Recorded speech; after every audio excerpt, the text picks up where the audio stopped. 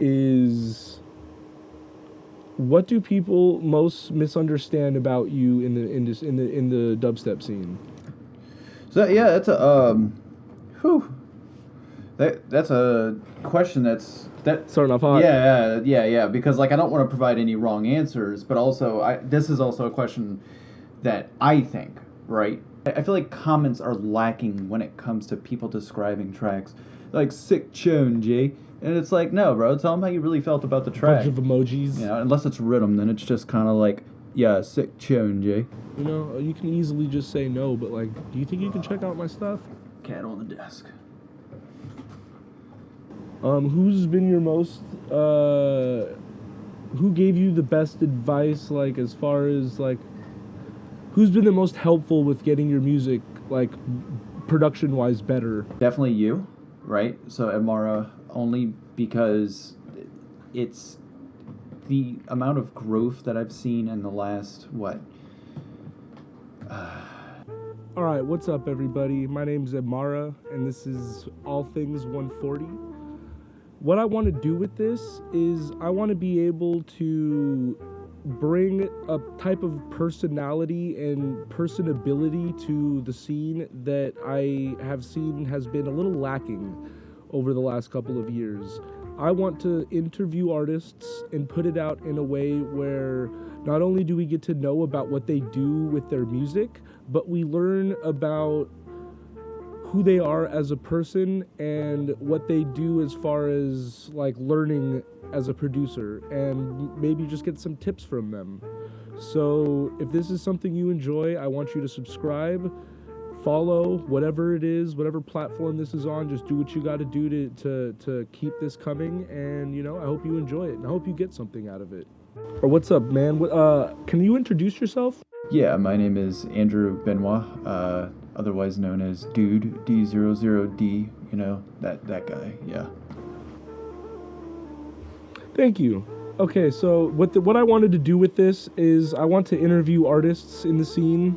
Of course, I want to say that this is the dubstep scene, just in case anybody is unfamiliar. Right. I want to interview people and give everybody a chance to get a little bit more personal with the artists that they are following, rather than just wondering about the artists. So this is going to be a way, and on top of this, when I release these, I'm going to be doing an artist spotlight on the artists. So I'm going to also release a little bio on them with a way you can follow them.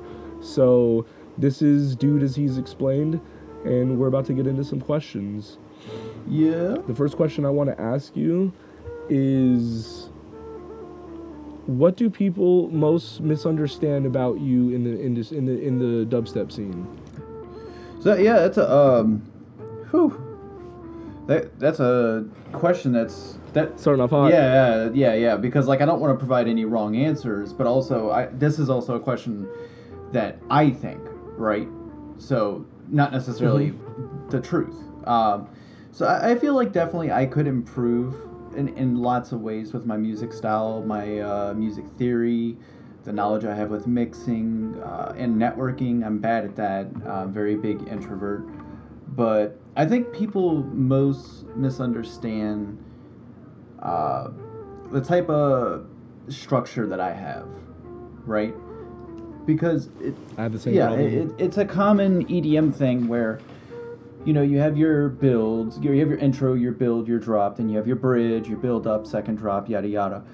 But I feel like the way that some people do it, or the way that some people might do their sound design, for instance, it's a big turnoff, right? So compare Excision and Snails, two big, completely different sound designs. Big difference. And some people like him more than the other, so definitely that. No, exactly. That was a great answer. This is one that'll get just to get people a little bit more aware of like you personally. What's your favorite childhood memory? I did a lot of stupid shit. I did a lot of stupid shit in my childhood, man. It's funny looking back at memories like that. Favorite childhood memory. I gotta think it goes back to my favorite video game of all time, which is The Legend of Zelda Ocarina of Time. Absolute, like, hands down best game, favorite game of all time. And I think part of the reason was because when I was younger, me and my mother would actually, like, that was her favorite game. So when I was little, she would play it next to me, and we would both play it together, and there's just so much nostalgia with the music and just the story of the game. And the time I was, that young when I just got into gaming and stuff like that, I guess that's my favorite childhood memory, because, video games, the reason why we even play them is to take us to a kind of different location, right? Because we don't want to be where we're at right now, Oh, yeah. No, exactly. Actually, that was my favorite game as a child. Yeah, Zelda's for sure one of the best. Right? Zelda is so fucking... They talk so much shit on Zelda, though. I think a lot of people are going to have that. Yeah, especially nowadays. Bad graphics.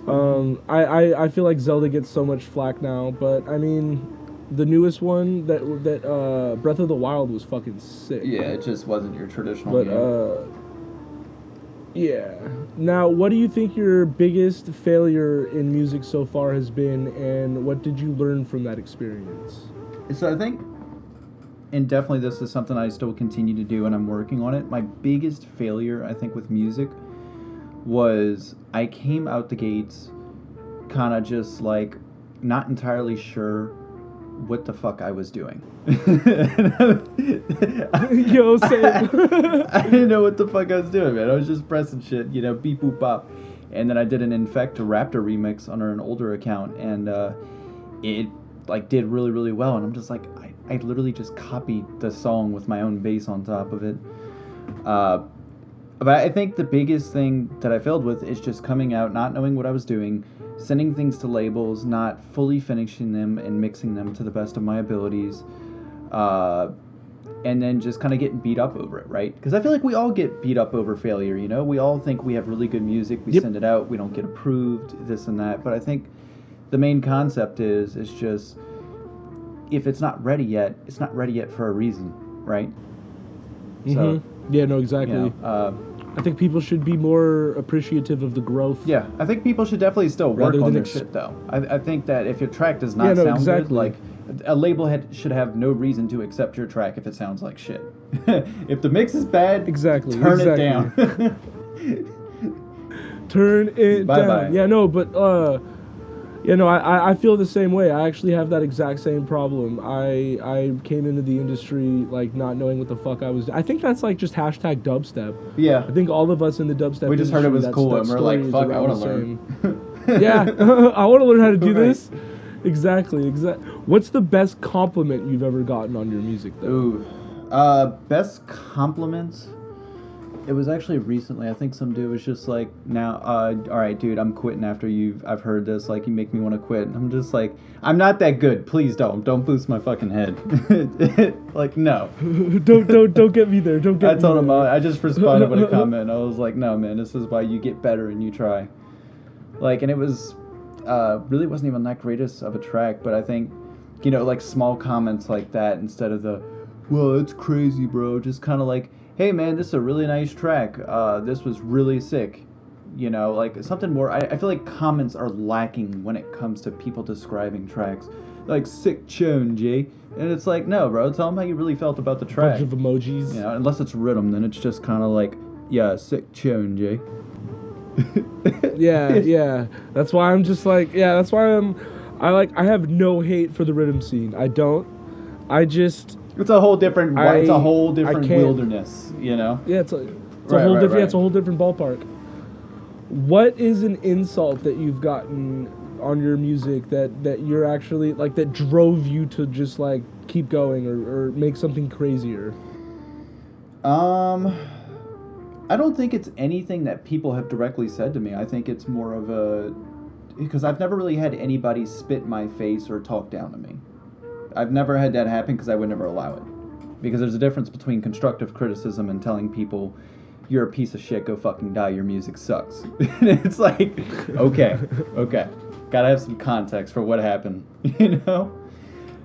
Right, yeah, no, exactly. For me, it's whenever anybody fucking comments on my snare.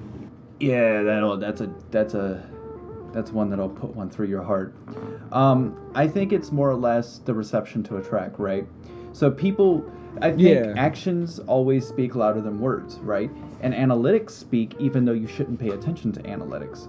But take it in the fact of you make a track that you think is banging, you're bobbing the whole way through it, you release it, you get 20 plays, right? And then a track that you don't do so well on and you feel like it's shit and you put it out and it's like 500 plays. And it's like, oh, well, I did something here, let me go back and learn. So I think it's, the insult to me is just thinking I did something the best I could do it and put it out and then nothing happens. And I'm like, it's like a gut-wrenching feeling. Like, imagine releasing on Disciple or, like, Never Say Die and getting 1,000 plays and, like, 2 comments. Because everybody just pass that shit up. That would, oh my god. Oh, I would leave the scene. I would do the Homer fucking gif where he just fucking goes back into the... I would just start telling people it was a joke and just fucking ride with it. I quit, I'm sorry. I was just pranking. Oh, man. But yeah, no. How would your parents describe what you do? Or your family? Anybody in your family? So really nobody in my... I was born and raised in Louisiana, South Louisiana. So a lot of people in, I guess, my family's age group are the people that really just listen to the music they do. EDM is really not anything... I mean, I don't know, like, my mother listens to the music, and she thinks it's cool. She doesn't listen to my music, let me correct that. She listens to my music sometimes. So, you know, she likes that music, she understands it. She used to listen to a lot of techno and stuff like that, so actually, I came to EDM from kind of, like, vibing off of her music. And on my grandfather, on the other hand, I showed him a EDM, or it was a... Oh, God, I'm not going to say the name, because he's gone from the scene. But I showed him a track from an artist that is a piece of shit and is gone now. And he's like, oh, it's just synthesizers. And I'm like, this is someone that listens to the oldies and country music and blues, dude. Like, this isn't a 70-year-old guy. And he's like, oh, it's just synthesizers. And it's like, it blew my mind. And I'm like, this is horseshit. I don't want to learn any more about it. I'm not too big, you know? That's crazy, though. He straight up said synthesizer. I guess the answer would be nobody really, like, I guess pays attention to it or really, like, says anything about it. That's what makes me also want to keep going, because it's like, well, maybe if I have, like, 1 million tracks on, or 1 million plays on a track, let me correct that. Maybe if I have 1 million plays on a track, somebody will be like, hey, what's this? Or like, you know, congratulations. I'm yeah, that one works. I appreciate that.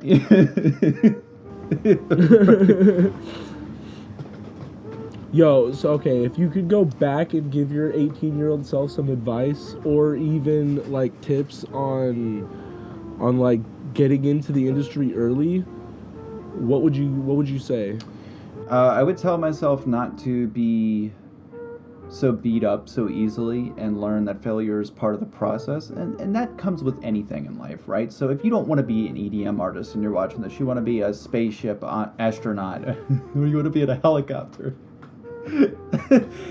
whatever you want to do, you know, you want to go smear shit on the walls, be the best you can at it, train yourself, learn what fails, learn what not to do, and this all comes with it. Right? If you don't know what you're doing and you're just getting into something, you're going to slip and fall 100 times. Maybe you won't, but eventually you will. And learn why you did it. Play fucking Dark Souls. That's a perfect example of what not to do. You know? Yo, that's a good one. And it teaches you. That's why you die so many fucking times. And that was such a eye-opening experience. It was like, oh, this works in life too. You know, exactly. All right. Tell me about the 3 most influential people in your life that most impacted you and how they impacted you. And also, so I want you to do 3 like non-dubstep industry people. It could be anybody. It could be even famous people. But then I also want you to do 3 people from in the dubstep industry. And also, I want to say right now, and please don't cancel us, But if Datsik is one of your people that super impacted you or inspired you, don't be afraid to talk about that. Yeah, Absolutely. if it was before, you know what I mean. I don't want any of us that I do interviews with, to be afraid to, like, if when I ask the question of tell us about your people that influenced you, if it was now, I mean, Bass Nectar, you might. Well, here's the thing. Even though these people are canceled, these people are pieces of shit for what they did, they still had a massive influence on the amount of artists and their styles that is undeniable. and everything, right? So Undeniable. right, if somebody comes out with a Dadsik sounding like synth, are they going to get canceled? Right, no, exactly. I feel like people should be able to talk about it, but also don't glorify them. Right. Exactly. Don't glorify. You can glorify some of their old music, just not what they currently. did. Right, not currently. Yeah, no. I wouldn't listen to their music now. But yeah, so tell me about 3 of the most influential people in your life, either personal or famous, that are not in the scene, and then 3 of them from the dubstep scene. 3 most influential people. That's great, because I'm not... And how they impacted you. I feel like this is a test for school, because I'm really not influenced by much, unless it's food or, like, money, or, get off my ass, like, go get it. Hey, well, if that's the answer to the question, you know what I mean? This is to get people to know who you are more. So, like, if that, you know what I mean? Yeah. Like, this question could also be, like, just the 3 most influential dubstep producers that, like, got you to want to make the music you want to make. So I would say, for as influential people, I'm going to put my family in there, right? And that's going to... I don't have many people that I look up to in pop, whatever you want to call it, figures or... Yeah, I don't look up to them. I think most of Hollywood... It's no surprise that most of Hollywood is fake, right? So that's why when people are like, well, who do you have a celebrity crush on? I'm like... I literally have to stop and think about, like, which actress or whatever I saw, and I was like, damn, she's hot. I don't know. I don't, I don't fucking idolize anybody that you just don't know. Exactly. You just don't know. That's what I think the world needs to stop doing. Right, they're covered in lies. But my family, definitely. My family is the most influential people in my life, I think, mainly because they taught me everything that I know.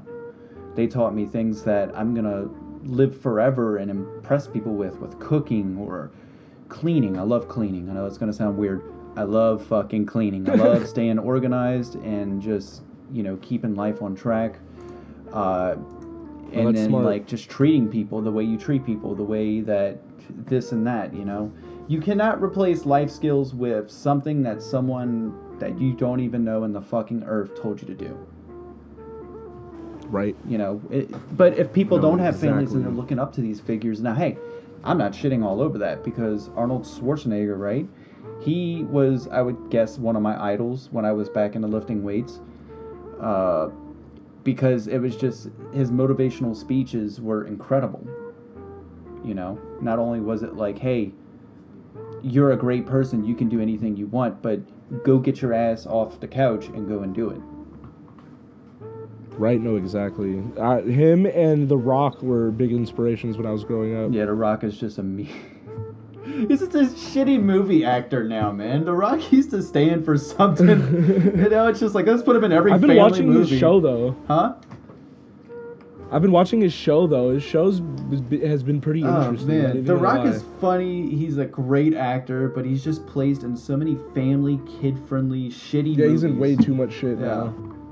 I get it, the money, though. Oh, yeah. Like, he's always chasing that dollar sign. Look, if somebody gave me $5 million... oversaturated himself. Look, if somebody gave me $1 million or $500,000 to show up in a movie that I didn't want to be in, I'd put my ass on the seat and glue it there. Okay? Yep, I'd do it. Oh, yeah. I'd do it. I wouldn't care. So 3 people... Are you... Oh, so yeah, my bad. I'm getting ahead of myself. Go with your dubstep producers? Yeah, we'll go... Or it could be any type of producer in the EDM scene, or even fucking hip-hop or anything, so, music-wise. 3 biggest people in music, right? Okay. So we're going to start off from each genre, put it to you that way.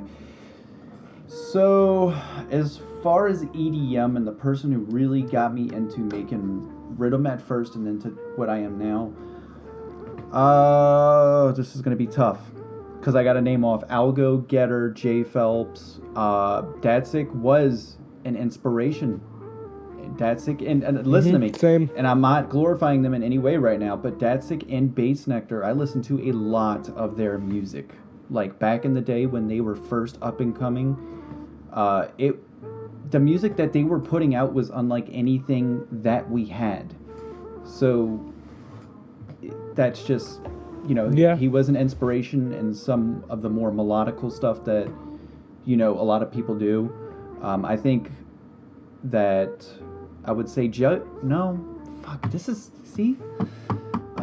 It's a hard one. I'm going to say Jay Phelps. I think Jay Phelps is underrated. I think Jay Phelps don't get enough credit for what he does.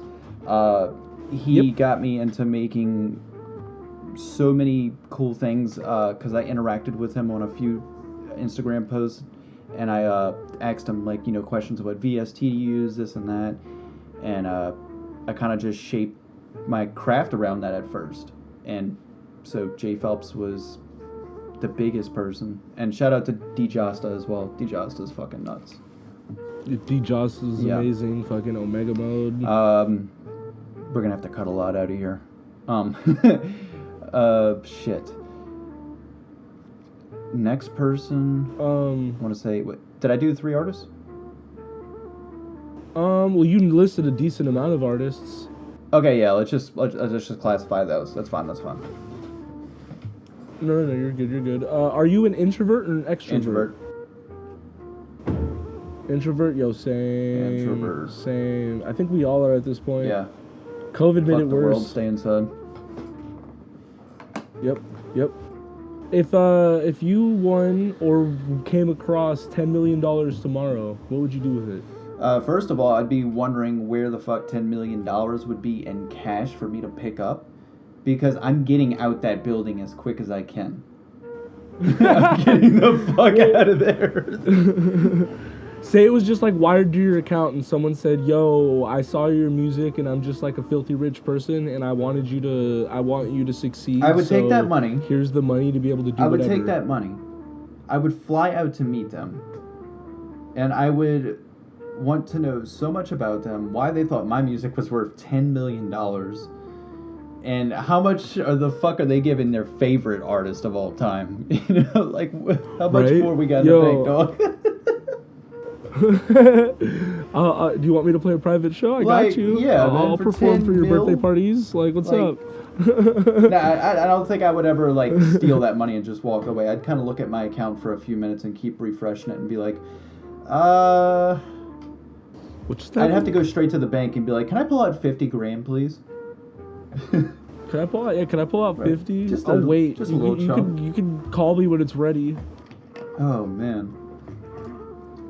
What is your biggest pet peeve in the industry? Biggest pet peeve. This is going to be funny to some people. This is going to be like the smallest, most dumbest thing ever. When people call me G, okay? Especially if somebody calls me a homie or a G or something and I don't know you, you don't interact with me, you don't listen to my shit, I don't listen to your shit, we have no recollection of who we are, and you call me G or homie, I don't know what that is, but it pisses me the fuck off. I just hey dude, how you doing? Hey brother, how you doing? Way. But G or homie, I think it's just this. I'm gonna call it slang. I'm gonna call it fucking rhythm slang, right? Because it's a rhythm slang thing. It is. And I had multiple rhythm artists hit me up what's up G, listen to my tune. What's up G, check out my tune. And I'm like, fuck you, get the fuck out my inbox. I don't know who you are. Do not message me again. And you're getting blocked. You're getting blocked. You're annoying. And I don't. It makes me look like the asshole. I get the same way with that. But right, it makes me look like the asshole. Same. But I think it's just the way you approach people. Honestly. I call everybody fam, but it's just it became a habit. I'm glad the Bay shit died. B-A-E. I call my high school girlfriend. That was a little pandemic that was going around the dubstep scene for a while, where all producers would call each other Bay, and it was the weirdest shit. It was funny, but it was just I don't know. And then it got to the point where we're all just commenting on each other's posts, seeing how far we can go with like saying the most gayest things to each Let other. me redefine. I don't know. I'm sorry, I didn't mean to cut you off. No, I wanted to redefine the whole like G homie thing. Like if you come in my inbox and you're like, "Hey, what's up, G? How you doing?" Or "Hey, homie, how you doing?" I don't mind that. That's different. But I think the main thing is when you unsolicitedly send me your music to listen to, and I didn't ask. It's like sending a dick picture to me. Yeah. Like. Yep. It's like sending a woman a dick picture, or like a woman messaging Yep. me randomly hooking up, and I'm like, "Who the fuck are you?" It's like, hey, yo, chat with me for a minute before you just send me your shit. Like, tell me who you are, and up? then maybe I'll consider going into your house and fixing your mix for you. Right. All right. What is a common myth about this industry that you think is bullshit? A common myth about what? This industry, the dubstep industry, that you think is just full of shit. Common myth. I think. Ooh. Whoa. Woo. I'll give you an example while you think. For me, I think the common myth is that everybody in the dubstep scene or people that go to raves need to do like hardcore drugs to enjoy it, and I'll be the first one to say that that's not entirely true. Yeah. I don't believe that everybody... I do know a lot of people there do that shit, but like for one, I'll smoke a fuck ton of weed while I'm at a rave, but I don't do other shit anymore. I think but I did. About the industry, and this is going to constitute as EDM as a whole, right? Because dubstep is just a subgenre of EDM if we're going to take it seriously. I think the problem and biggest myth about this is the outside people looking in, and I've had people tell this to me that I was working with or people that I've showed my music to. They think it's a joke. They think it's dumb. They think it's stupid. They think nobody listens to this shit. Like...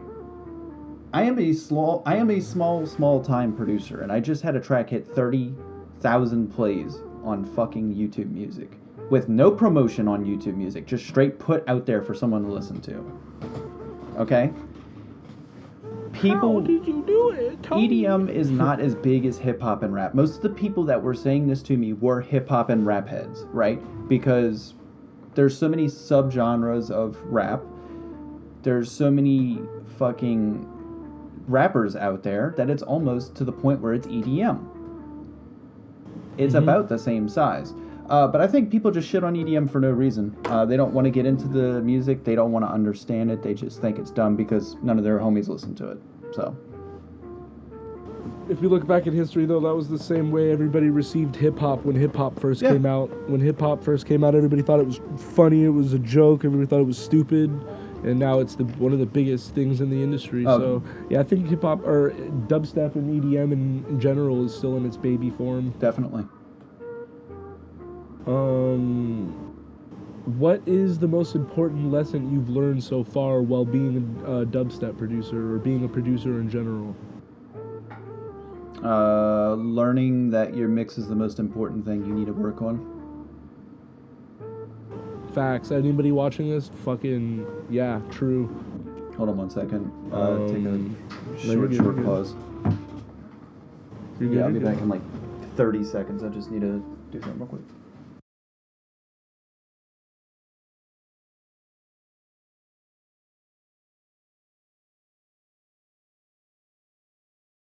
All right. In your opinion, what is the most important personality trait / strength someone should have when trying to come into this industry specifically? I think if you're going to come into the EDM scene, you have to have an open mind.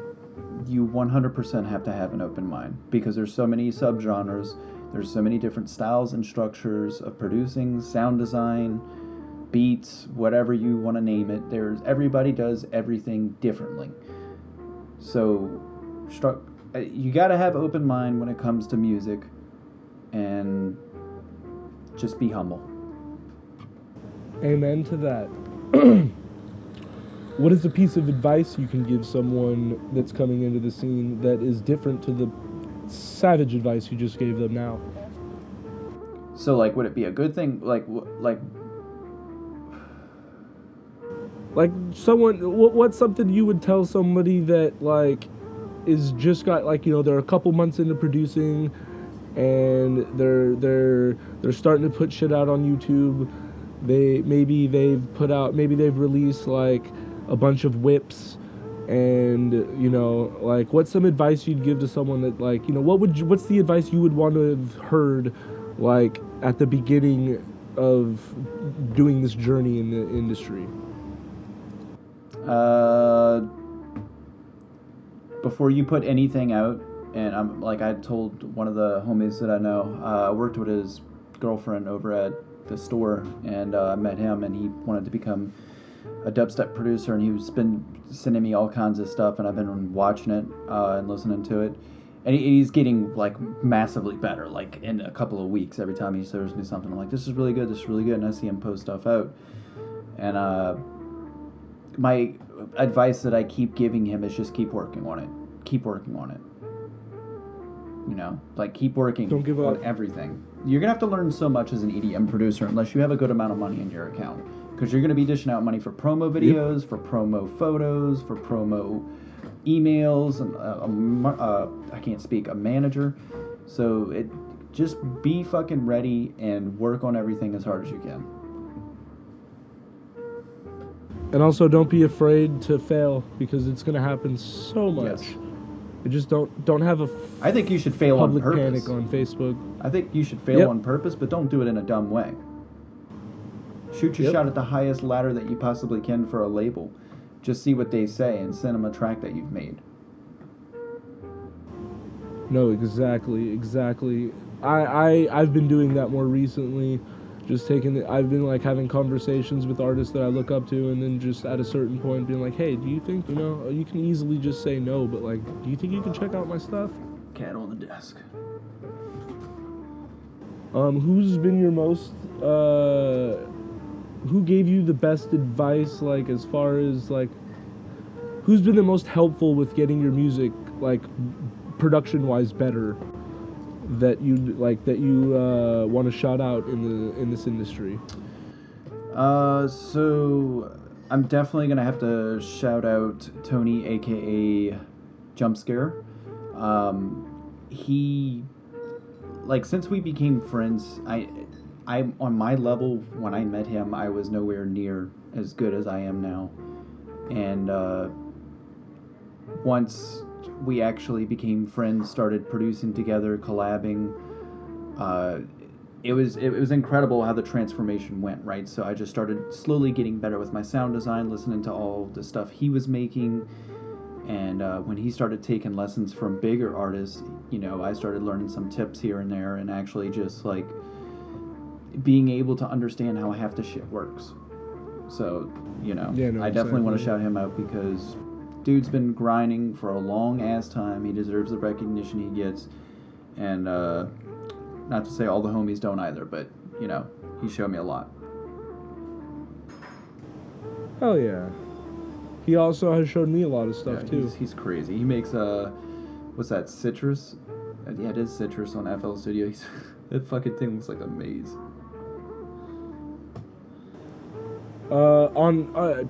To extend to that, name 2 more artists that you would recommend to everybody. 2 more artists.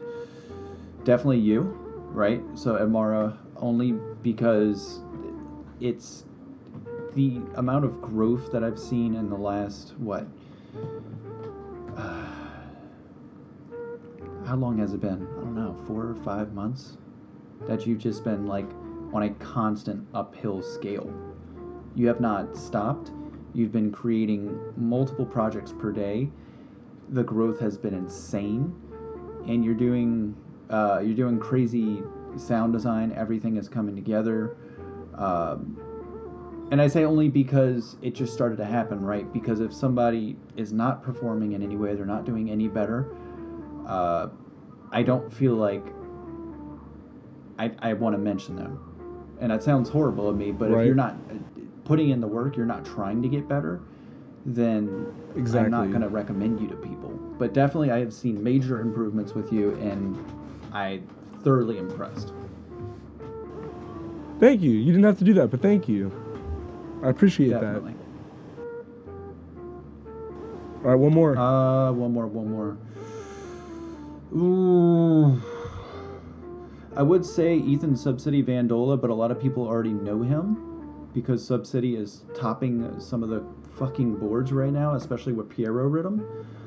Yeah, he's popping off right now. He's Shouts. popping off. He's doing crazy.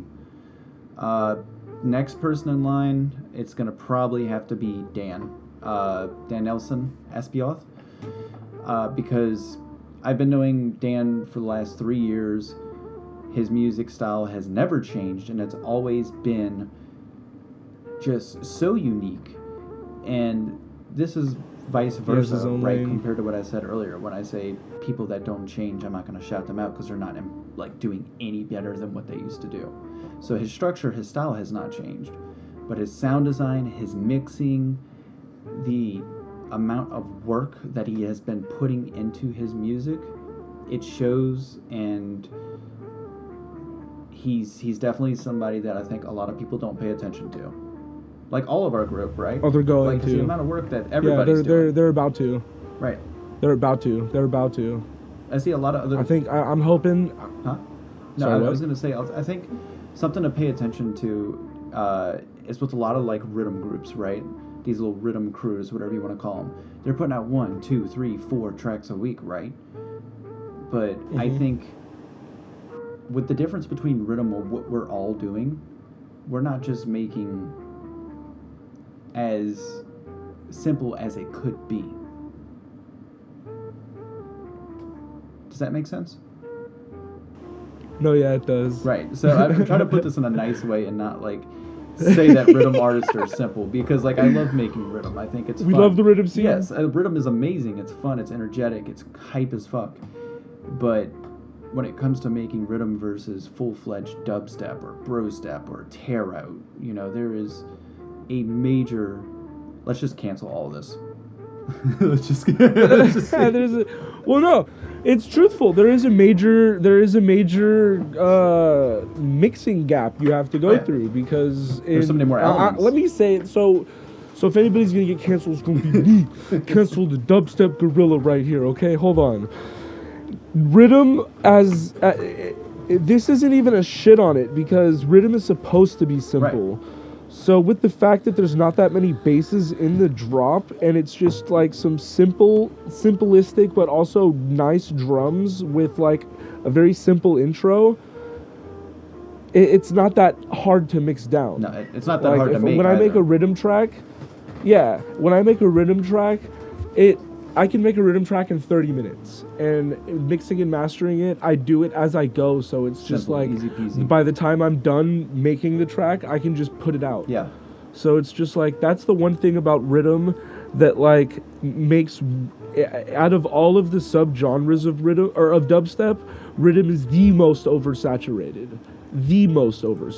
Yes, indeed. Because I hate to say it, but I feel like, as everybody in the school back in school, they used to say weed was a gateway drug, but that's a whole fucking debate we can get into. Rhythm is the gateway genre to dubstep nowadays. Yeah, honestly. Like when you want to learn how to make dubstep, you start off with rhythm, because it's like it's the most popular of all of dubstep at the moment. That's what I started off But on. it's also the easiest to come into. Yeah, But same. Well, I mean, I started off on like, I guess like the earliest versions of Tear Out, but I sucked at it, so I went to rhythm because it was easier. Honestly, man, yeah, no shots at the rhythm community. It's easier to make, it's easier to mix, it's easier to handle than it is a full-fledged, put-together dubstep track. And the lines are being blurred now, because the lines are being blurred from Disciple, where they have their take on rhythm, and their new sample pack is like a bunch of growls and shit. And I'm like, okay, if we're talking UK rhythm, like rhythm, none of this exists. Yeah, that would be There's UK miles of different sound rhythm design. kids are freaking out in their rooms right now, screaming. Hey yo, bro! Oh, I'm gonna shut up. I don't want to get canceled. No, I love the UK guys. Oh man. Everybody knows I'm just fucking around. I'm just trolling. But so we don't, because I feel like we're we're getting to the point where we're gonna start, canceling ourselves. What's a question or questions that you wished I had asked or you think I should have asked? And how would you have answered them? So I think you touched up, okay, so I think a mixing question, right? That's a lot of people in the EDM, a lot of people in the EDM scene, and I know this because this was my biggest question to everybody as well. And the question is, how do you get a good mix or a clean mix? You know, like this is everybody's biggest question. This is the light bulb above my head, right? And the answer is you don't. So with mixing, it comes with time. That's what I'll tell everybody. Yep. It comes with time. There is no default preset. There's nothing out there that can help you. You have to do it yourself and learn, or get taught, obviously. But it takes time, just like everything else. And another question. Trust your ear? Yeah, trust your ear, definitely. That's a good one. Yeah, trust your ears. But if you need monitors, use monitors. All right. Where can listeners find you at? So all over, right? So you got SoundCloud, which is going to be most of the exclusives that I put out that I can't really distribute. But you can find me on Apple Music, Spotify, iTunes, whatever you want to use. There's so many different sites, I'm not going to name them all. Right, exactly. And don't worry, guys, because in the spotlight that's going to come out with this, his link tree is going to be given to you guys. Yep. So it'll give you everything you need if you're a normal human being and you of. don't use third-party applications. Right. Any final thoughts you have? Final thoughts, I guess in closing, if you watch this or gain anything out of this, just keep doing what you're doing. Be humble. Take your time to perfect. I cannot speak. I'm going to rip my fucking mouth off. Take your time to perfect things. Don't rush anything. Don't get beat up if people don't accept your music immediately. And be unique. We don't need another Murata in the scene. We don't need another Excision in the scene. We don't need another... Well, I'm not going to say Eliminate, because Eliminate's fucking... We need... Eliminate's amazing. Not saying those other artists aren't amazing, but we don't need another one of those. His YouTube ethic. Right? Or another Hall in the scene. Because so many people are trying to copy their styles. Be unique. Do what you want to do. Make what you want to make. Art is subjective. And fuck what the haters think. There you go. I'll also add, do not focus on what people think of you on social media. Yeah. And take your mental health seriously. Don't be afraid to get a counselor either. Get like if you need a therapist, don't be afraid to get one because sponsored by BetterHelp.com. It is helpful, especially in the sponsored by BetterHelp. I cannot help but fucking recommend this to everybody in the scene. If you don't have one and you have the ability, or if you have the funds, or if you're on healthcare that will cover it and provide it, get a fucking therapist. If you have the healthcare that will because right now I'm on healthcare that provides it for me, so I don't have to pay shit. I just hit them up and tell them I want a counselor, and then they send me a number to call, and then I talk to someone. Yeah. So if you have that, there's no excuse. It's absolutely worth it. That's absolutely worth it. It is absolutely worth it. There's so many, and I'm not gonna even spit out names or say anything. There is a lot of mental health issues in this scene. And I'm one of them. I have a lot of mental health issues as well. Same. But think about everything else that's going on in the world outside, all the mass shootings, everything that's crazy that's happening. There's no better time to talk to somebody like a therapist. And if you think that your friends are going to talk to you the same way a therapist does, completely different. They actually tell you what you need to know. Completely different. Yep.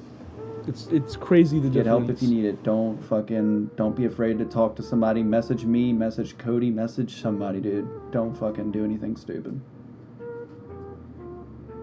No, exactly. All right, I think this about sums it up. Thank you for coming on, and again, this was fucking Dude. It was. And I'm Ebmarah, and I hope you guys enjoy this, and I hope you guys got something out of this, and I hope you guys learned something about Dude, a.k.a. Andrew, a.k.a. that dude. Unfortunately, I am. Peace. It was a joke, and now it's real. That's the whole thing I'm telling everybody now. Yo, we out here. All right, yeah, so take it easy, guys. Later. Alright, what's up, guys? I hope you enjoyed that interview. That was Dude. And right now, what we're gonna do is we're gonna listen to his most recent release. This came out, at the time I'm listening to this came out today on the January the 25th. So you're gonna be listening to this next month. So this is gonna be an older release for you guys, but this to me is just came out 10 hours ago. So let's go.